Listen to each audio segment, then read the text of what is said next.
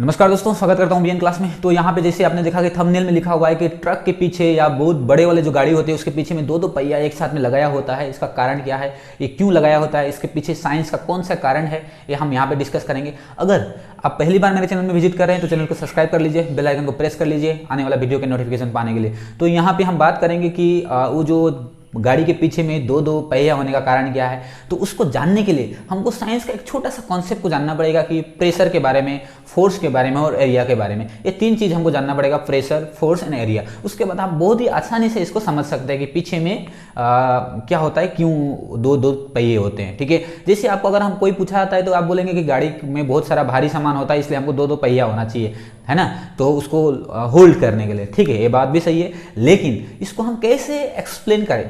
ठीक है, जब भी दो पहिया होता है तो उसमें क्या होता है, प्रेशर जो होता है कम होता है। प्रेशर कम होगा, इससे उसको आगे जाने के लिए इजी होती है। लेकिन इसको हम जानेंगे कैसे, ये तो हम कहने के लिए बात है। जैसे अगर हम बात करते हैं प्रेशर होता है P equal to F divided by A. Pressure equal to force पर यूनिट एरिया को हम बोलते हैं क्या, प्रेशर। ठीक है, तो अगर हम देखिए दो पहिया होता है तो उस गाड़ी का दो पहिया होता है तो क्या होगा, एरिया ज़्यादा हो जाता है। उसका चक्का का क्या होगा, एरिया ज़्यादा होता है। जब एरिया ज़्यादा हो जाता है तो प्रेशर कम हो जाता है। दैट मीन्स आप देखिए फॉर्मूला पे आपको जाना पड़ेगा, P equal to F divided by a है। ए नीचे में है, इसका मतलब P है directly proportional to the f. Force के साथ में डायरेक्टली प्रोपोर्शनल है और एरिया के साथ में इन्वर्सली प्रोपोर्शनल है। इसका मतलब क्या होता है, अगर एरिया बढ़ जाता है तो प्रेशर घट जाएगा। ओके, एरिया जो है ये अगर बढ़ जाता है तो प्रेशर घट जाएगा।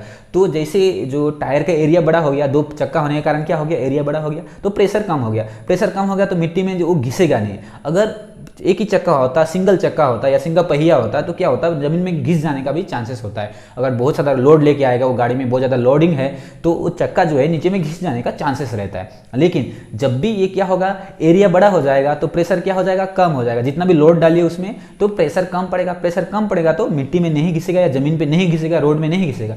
ठीक है, तो आसानी से उसको कैरी कर सकते हैं। तो यहाँ पे सिंपल सा कॉन्सेप्ट यही हुआ कि गाड़ी के पीछे में जो पहिए होने का कारण यही है, उसका एरिया ज़्यादा हो जाता है।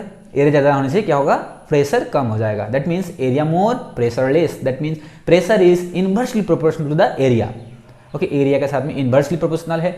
अगर प्रेशर बढ़ जाता है तो एरिया घट जाता है। तो इस टाइप से होता है। ठीक है, तो आशा करता हूँ ये वाला कॉन्सेप्ट आपको समझ में आया होगा कि साइंस का कौन सा कॉन्सेप्ट है। वो चक्का दो चक्का होने का कारण है ना, ऐसे ही शो आपके लिए नहीं लगाया है। अगर वो दो चक्का होता है तो क्या हो जाता है, आपको दो चक्का होने से आपको क्या होगा, प्रेशर कम हो जाएगा, एरिया इंक्रीज हो जाता है। ठीक है, आशा करता हूँ आपको समझ में आया होगा। Thank you for watching, God bless you.